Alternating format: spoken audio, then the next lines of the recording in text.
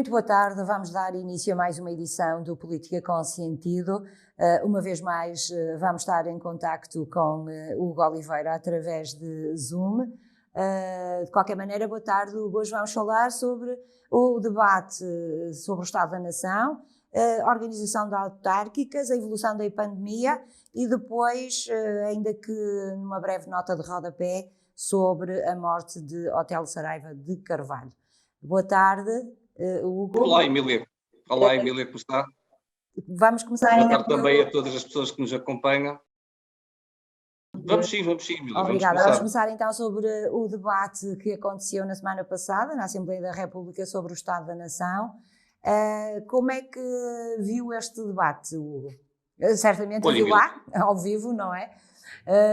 Mas como é que interpreta o resultado deste debate, digamos assim, tendo em consideração que é o debate, o maior debate, não é? E o mais importante que acontece durante o ano.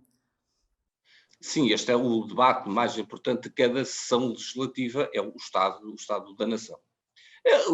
Bom, há outros debates também importantes, como a questão do orçamento, mas o debate do Estado da Nação é importante porque é onde o Governo marca também as suas posições, aquilo que pretende para o futuro, mas também onde a oposição pode, evidentemente, demonstrar aquela que é a sua visão do país, aquilo que entende que está menos bem, que está errado, e quais seriam então as suas soluções para o país. Bom, deixe-me dizer que desse aspecto foi sofrível vermos uma oposição sem uma única ideia, sem uma única proposta, ou praticamente sem uma única ideia. Eu penso ser consensual que os partidos da oposição que ainda estiveram melhor foi o Bloco de Esquerda e o CDS. Os restantes partidos da oposição, acho que foi quase comum esta opinião, foi um deserto total. Essa é a ideia generalizada, mas também o Governo pouco disse relativamente a assuntos importantes que estão na ordem do dia, designadamente o PRR, pouco se falou, o chamado dinheiro da bazuca, onde é que vai ser mais utilizado também pouco se falou, porque... Emília, deixa-me dizer uma coisa, isso não é de todo verdade. Onde o dinheiro vai ser utilizado se conhece. O PRR é a bazuca. O PRR já foi apresentado ao Parlamento e já está aprovado em Bruxelas. É um documento oficial. Todos nós sabemos, ao dia de hoje, onde vai ser utilizado o dinheiro da bazuca. Todos nós. Sim, todos, aliás, a não ser que não queiramos ler o PRR. O PRR é clarinho. A grande crítica mais recente relativamente a esse aspecto é que, efetivamente, vai pouco dinheiro para os privados e mais para o Estado. E este tipo de discussão praticamente olha, não é verdade. gerou. Pois isso também não é verdade. Nós temos 30% do PRR, 5 milhões de diretos que vão para as empresas. E depois, vamos ver se nos entendemos aqui. Muito daquilo que é dito que é para o Estado vai também para os privados. Por exemplo, nós temos, sensivelmente, são mais de 1.000 milhões de euros para a habitação. Eu não creio que seja o Estado, não é, que irá vender os materiais, que irá ceder a mão de obra, que irá fazer isto, ou seja, serão as empresas. Ou seja, a construção de hospitais, a construção de uma série de infraestruturas que nós vamos ter no país, evidentemente, não é? Que esse dinheiro, embora já esteja alocado a essa infraestrutura, não é? Ele irá, evidentemente, ser realizado por privados. Não é? E, portanto, isso não é verdade. Nós temos uma crítica dessas forte do que o PSD tem dito isso mesmo, mas na sua posição, na sua opinião sobre o PRR, eles ainda tinham menos dinheiro direto para as empresas do que tem o PRR. Portanto, não chega, nós dizemos. Eu costumo dizer sempre isso, que é, nós podemos sempre dizer que é pouco. Sempre é uma opção, é uma opinião, e portanto é tão legítima quanto aquela que foi a do Governo. O que nós nunca podemos fazer é contar metade de uma história. E nós, quando dizemos que queremos mais dinheiro, por exemplo, direto para as empresas, nós só estamos a contar metade da história. E porquê que é metade da história? Porque o fundo que estamos a falar, o dinheiro que estamos a falar, o PRR, não são fundos ilimitados, ou seja, tem um valor. E, portanto, se eu digo que quero mais dinheiro alocado a uma área, eu tenho que contar a outra metade da história. E qual é a outra metade da história? É dizer onde é que eu vou cortar. Entende, Emília? Portanto, quando nós dizemos assim, é pouco dinheiro para as empresas, muito bem, então diga-me qual é o hospital que vamos deixar de fazer. diga-me qual é a escola que vamos deixar de fazer, ou a estrada. Nós temos é que contar a história toda. Porque isso é muito simples, nós dizemos, não, é pouco dinheiro para acolá, mas nunca dizemos onde é que vamos cortar. E isso não é sério do ponto de vista do debate. Relativamente ao debate do Estado da Nação, o que eu quero dizer é que efetivamente podem ser apontadas críticas, mas ninguém apresenta outras soluções que não... Não, é isso.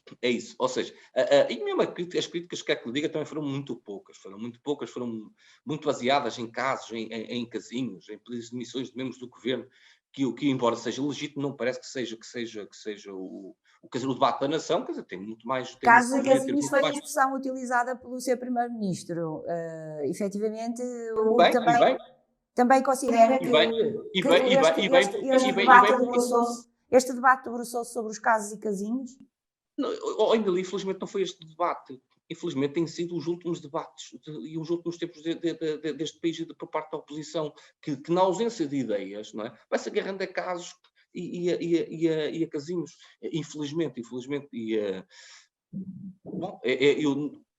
Uma democracia, para ser forte, não é, tem que ter um governo forte, mas deve ter uma oposição também, ela, forte, construtiva. Quando chegamos ao maior debate que temos no ano, não é, e quando vimos nas suas primeiras palavras da maior parte dos partidos da oposição, casos e casinhos, nós percebemos, quer dizer, que eu não sei se a nação está bem ou mal, sei, mas pronto, digamos a minha opinião, mas há uma opinião que eu tenho, é que o estado da oposição é muito mau neste país. Mas esta expressão de casos e casinhos teve por base essencialmente as críticas que têm sido feitas ao ministro Eduardo Cabrita, mas não acha que este ministro também se põe um bocado a jeito? Emília, não é uma questão de se pôr a jeito ou não. Eu não digo, eu me referi, acho que a oposição tem todo o direito, não é, de sindicar, não é, que é o trabalho dos membros do governo, evidentemente. O que eu não acho é que o Estado da Nação, não é, seja o debate propício para isso. Quer dizer, quando nós temos o debate, onde nós devemos lançar aquelas que é o Estado da Nação, e a única coisa que nós vimos é que há um ministro que já devia ter sido demitido, ou já devia ter pedido a demissão, bem, então precisamos de umas coisas que é, se é isso que têm para dizer, ainda bem, o governo está a fazer bem o seu trabalho, só tem um problema que tem um ministro que está a fazer mal o seu trabalho. Bom, e por parte da oposição, como só tem isso para dizer, desde que me diga, não tem feito bem o seu trabalho, não é? Porque, independentemente de um país estar no rumo certo, não é? Uma oposição tem sempre um pensamento diferente, tem de um modelo de sociedade, um modelo económico diferente. E esse modelo não foi apresentado. Ninguém disse, mais do que sindicar o que o governo está a fazer, os partidos da oposição também poderiam aproveitar para dizer aquilo que gostariam de fazer eles próprios, aos portugueses. Foi desperdiçada esta oportunidade, não é? E ainda por cima, Emília, aquilo que eu pergunto é o seguinte: a Emília conhece qual seria, por exemplo, as opções do PSD, do Chega, da Iniciativa Liberal para a bazuca? A Emília conhece? O Hugo conhece?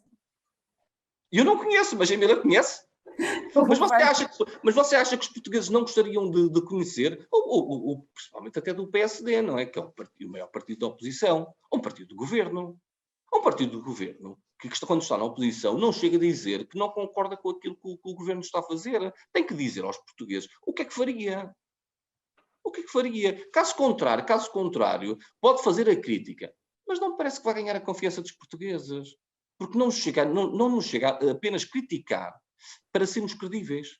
Temos também que dizer o que iremos fazer. E isso faltou neste debate, tem faltado há muito tempo. Há muito tempo que as soluções têm faltado à oposição. E eu digo isto, e quando digo infelizmente, é mesmo infelizmente, não é só por pertencer a um partido que neste momento está no governo, não é? Fico satisfeito com isso? Evidentemente não fico.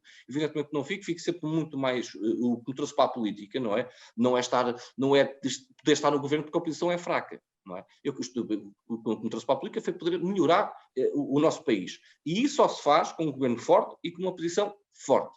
E, infelizmente, aquilo que demonstrou este debate do Estado da Nação é que nós estamos com uma oposição fraquinha, sem soluções, sem Hugo, avancemos. Sem muito para dizer. Avancemos porque nós também gastámos sempre muito tempo. Avancemos sim. No primeiro tema, mas não terá a ver também com o facto de a oposição estará já a preparar afincadamente as eleições autárquicas que aí vêm, são já no final de setembro, e por isso não tem tempo para estudar todos os dossiês e levá-los ao debate sobre o Estado da Nação, digo eu. Olha, eu acho que...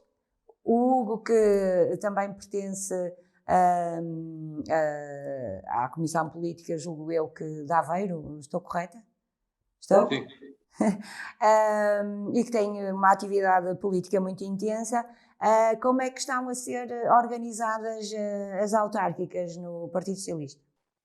Olha, hoje estas autárquicas são muito diferentes daquilo que nós estávamos habituados. Não, em todo o país. Em todo o país.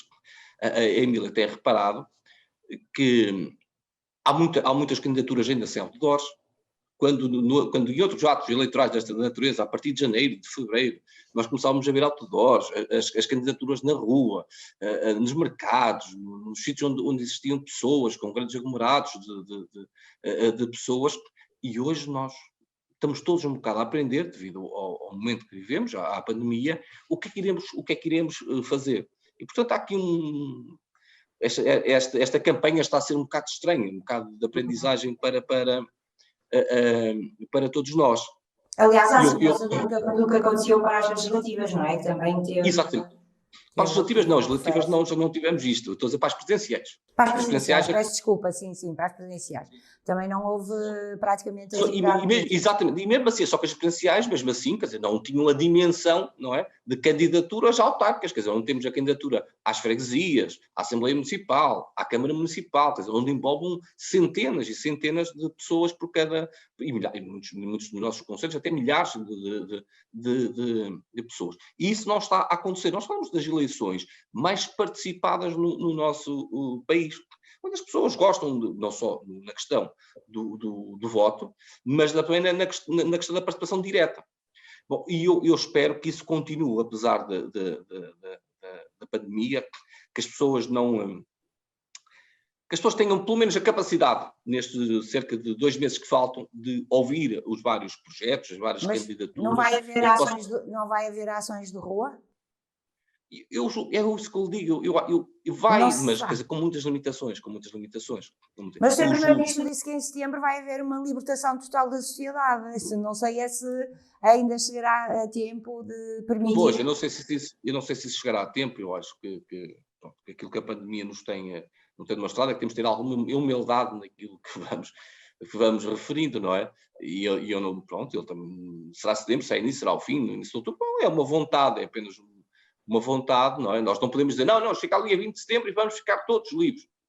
Temos que ver. Mas então a mensagem terá que passar mais pela via digital, não é? E por programas informativos, pelas televisões. É verdade. Eu não sei se isso chega a todas as pessoas, tenho algumas dúvidas sobre isso, tenho dúvidas que as pessoas estejam habituadas a esse modelo, mas pronto, é o que podemos fazer, não há muito mais a fazer, aos meios que temos para tentar dizer às pessoas qual é a nossa vontade, mas deixe-me dizer que eu julgo que esta condicionante vai marcar muito estas eleições e que dá uma vantagem a quem já está no poder.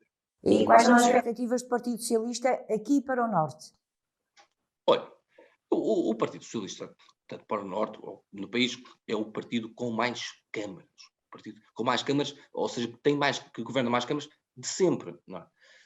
Isso já tinha acontecido em 2013 e nós ainda conseguimos aumentar esse resultado em 2017. Deixe-me dizer-lhe que vai chegar à altura em que o Partido Socialista vai ter que perder, quer dizer, isto não dá sempre para andar a trazer mais câmaras. Julgo que o Partido Socialista poderá perder uma ou outra câmara, ganhar uma ou outra, mas não acredito que estas eleições tragam uma mudança muito grande no panorama nacional.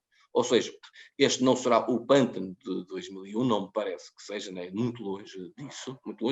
Julgo que os resultados ficarão mais Câmara, menos Câmara, muito parecidos com aqueles que aconteceram em 2017. Eu até diria que aquilo será um misto entre 2013 e 2017, ali um meio daquilo que aconteceu, e portanto acho que desse ponto de vista não haverá grandes mudanças no governo devido ao resultado das eleições autárquicas. Penso que acontecerá mais na oposição essas mesmas mudanças e penso que essas eleições autárquicas terão mais mudanças nos partidos da oposição do que no Partido Socialista. O Política com Sentido voltará a este tema das autárquicas já em setembro. Sim, vamos ter imenso tempo e até para fazermos uma análise até após as eleições. Nessa altura mais próximos, não é? Claro, do acontecimento. Claro, vamos fazer também aqui uma breve referência a Hugo Oliveira, ao Hotel Saraiva de Carvalho, que faleceu este fim de semana. O que é que tem a dizer sobre esta figura que entrou na nossa história? Eu perante o facto de estarmos ainda tão perto daquela que foi a morte do Hotel Saraiva de Carvalho, e eu julgo neste momento apenas lhe queria agradecer. Agradecer-lhe todo o trabalho que fez para o desenho daquilo que foi o 25 de Abril. O hotel foi das personagens mais importantes do 25 de Abril, e neste momento apenas lhe queria agradecer isso. Julgo que tudo o resto, com o espaço temporal devido, julgo que a história se encarregará de julgar. Não acho que este seja o momento, acho que este é o momento mesmo de lhe agradecer o que fez por este país, o que fez quando conseguiu ser uma das pessoas mais importantes do 25 de Abril, que nos trouxe evidentemente a liberdade, e até a oportunidade de estarmos aqui a falar sobre isso. Sim, apesar de algumas referências a esta que é considerada uma mancha por causa das FP25, logicamente será uma pessoa que ficará... Eu não escondo que o Hotel Saraiva é uma personagem, não é uma personagem que seja unânime, não é? Mas é como lhe digo, eu julgo que este não é o tempo ideal para fazermos essa avaliação. Eu julgo que tão perto da sua morte, acho que apenas devemos fazer o agradecimento. Acho que haverá tempo suficiente para podermos fazer uma avaliação rigorosa. Ter sido responsável pelo projeto do que foi a Revolução de 25 de Abril. Só queria fazer aqui também uma breve nota para salientar uma pessoa que teve a sua importância na nossa história. Por fim, vamos falar da evolução da pandemia, que, apesar de tudo, apesar da vacinação, há ainda muitos municípios que estão em risco elevado e muito elevado. Há estas restrições à entrada nos restaurantes. Hoje, por exemplo, soube, Hugo, e se calhar muitos municípios estão a fazer isso. A Câmara Municipal de Paredes, por exemplo, está a ceder gratuitamente testes rápidos para pessoas que ao fim de semana que queiram frequentar os restaurantes. Portanto, isto é uma forma também de apoiar a economia local, não é? Se todas as autarquias fizessem isto, porque há muita gente, eu acredito, que só pelo facto de terem que fazer testes, poderiam ter até vontade de ir ao restaurante e não o fazem, não é? E assim é uma forma de contribuir para a economia local e para ajudar os restaurantes a manterem-se ativos. Olha, Emília, nós julgo que nós entraremos numa nova fase do combate à pandemia. Serão menos as restrições, ou seja, do ponto de vista dos horários, do ponto de vista das medidas tomadas, do número de pessoas, serão menos essas restrições e mais a testagem, e mais a vacinação, e mais o certificado digital. Acho que vamos entrar numa fase diferente. E bem, a vacinação continua a correr a bom ritmo, e portanto nós estamos a conseguir fazer isso. Eu julgo que até do ponto de vista da testagem, nós temos aqui mais um mês em que será isso, porque daqui a um mês nós teremos um número grande de pessoas já vacinado e já com certificado digital, e que, portanto, já poderemos trabalhar melhor sobre isso. E o que me disse há um bocado, nós temos que sempre nesta pandemia termos a humildade de não temos certezas, não é? É isso que nos foi ensinando, e às vezes podemos ter o que dizemos hoje, daqui a uma semana já pode não ser bem assim. Mas eu julgo que vamos entrar numa nova fase. No entanto, isto não deve fazer com que retiremos cuidados. Há alguns cuidados. Os cuidados devem se manter sempre. Aquela situação de voltarmos à nossa vida normal, como disse o Primeiro-Ministro, é uma vontade. Só que isso só vai acontecer se nós continuarmos a ter muitos cuidados. E estes são os cuidados importantes que nós vamos ter também agora que vamos de férias. Exatamente. nós podemos esquecer-nos daquilo que é o nosso dia-a-dia, que é o nosso trabalho, as férias servem para isso mesmo, mas não devemos esquecer aqueles que são os cuidados permanentes no combate à pandemia, o desinfetar as mãos, o uso da máscara, a distância social. É importante mesmo de férias, porque se queremos mesmo voltar à nossa vida normal já a partir de setembro, nós temos que fazer bem nós temos que fazer bem isto. Caso contrário, a pandemia agora parece estar outra vez a baixar um bocadinho. E, portanto, temos que voltar... Muitos dos cuidados já entraram de tal maneira nas nossas vidas que já são quase intuitivos, não é? Nós entrarmos em qualquer lado e colocarmos o álcool, a máscara, não sei de casa sem ela, tudo isso já é praticamente intuitivo. Nós esperemos que sim, Emília, que isso continue, porque isso é muito importante, e temos que continuar a vacinar e a testar. Vacinar e testar, isso é, para mim, o segredo que nos vai dar, outra vez, a liberdade total que tanto ansiamos há muito tempo. Fica o conselho, que também é sublinhado por mim. Hugo, vamos de férias, vamos fazer aqui um pequeno interregno de um mês. Exatamente. Vamos de férias e voltamos em setembro. Voltamos em setembro. Obrigada por tudo. Adeus, Emília, boas férias. Boas férias. Vemo-nos novamente então em setembro. E política com sentido, tal qual como estava a referir, vai fazer aqui um interregno de um mês para férias, mas regressamos com uma nova temporada em setembro. Muito obrigada por ter estado sempre connosco. Prometemos que voltamos com muita força e energia para levarmos a cabo outro Política com Sentido.